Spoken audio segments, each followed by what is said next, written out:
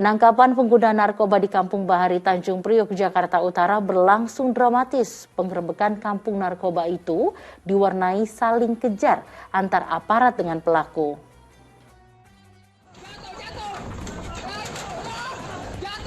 Terus mencoba lari dari kejaran aparat polisi, salah satu tersangka narkoba ini terjatuh saat berada di atap rumah-rumah warga.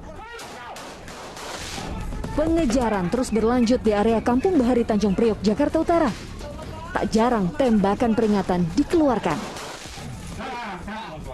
Alhasil, satu persatu tersangka berhasil dikendalikan. Karena di wilayah ini menjadi sarang peredaran narkoba, polisi tak berhenti pada satu tersangka saja. Dan benar, sejumlah barang bukti berupa ganja ditemui di salah satu rumah mereka. Bahkan dalam penangkapan, petugas dilempari petasan oleh kawanan penyalahguna narkoba. Jadi itu memang cara-cara mereka untuk menghindari daripada tindakan kepolisian dalam rangka pemberantasan tindak pidana narkotika ini ya. Terkait dengan kembang api, tentunya kembang api yang mereka gunakan kan sebagai kode saja, ya, sebagai kode ya, kode apabila ada tim atau tugas yang datang. Secara keseluruhan ada 26 orang yang diamankan polisi dengan bukti sabu 350 gram, 1.500 butir ekstasi dan ganja sintetis. Arafah Supandi melaporkan dari Jakarta. Astagfirullah, apa jadinya ya jika sebuah lingkungan tempat tinggal ini justru jadi sarang para pengguna dan pengedar narkoba. Nah ini kan memang sangat disayangkan ya Ustaz ya. Saya tidak bisa membayangkan anak-anak yang tinggal di wilayah yang jadi lokasi peredaran narkoba. Ini bagaimana cara mereka memandang dunia, tentu sudah terpengaruh oleh lingkungan tempat mereka tinggal gitu ya Ustaz. Kalau dari sudut pandang Islam sendiri seperti apa sih sebenarnya Ustaz pentingnya peranan lingkungan yang baik bagi generasi penerus? Ya, terima kasih Mbak Sheila ya.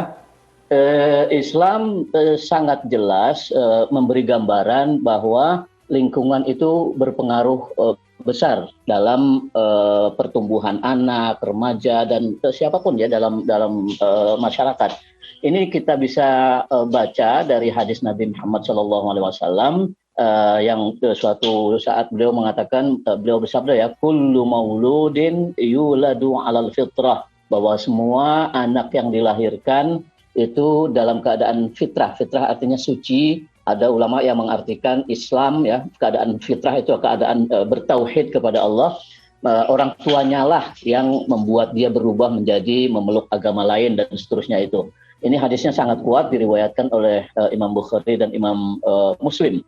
Nah, artinya apa? Lingkungan kan termasuk lingkungan keluarga, bapak dan ibu itu tadi ya. Ada lingkungan teman, ada lingkungan sekolah, lingkungan teman main, lingkungan pasar, dan seterusnya, dan seterusnya. Itu semua punya pengaruh sendiri-sendiri terhadap pertumbuhan dan perkembangan generasi muda. Nah, karena itu kita perlu memperhatikan kepada siapa atau bersama siapa anak-anak kita, remaja-remaja kita bergaul. Karena itu tadi, itu sangat mempengaruhi tindak tanduknya nanti di kemudian hari. Bahkan pada keadaan yang berbeda, Rasul SAW pernah berpesan kepada masyarakat saat itu ya, hindari sebisa mungkin anakmu berada di lingkungan pasar. Nah, itu juga dibilang gitu. Kok anak nggak boleh berada di lingkungan pasar gitu? Kan bisa saja anak mau belajar jual beli, belajar dagang gitu ya.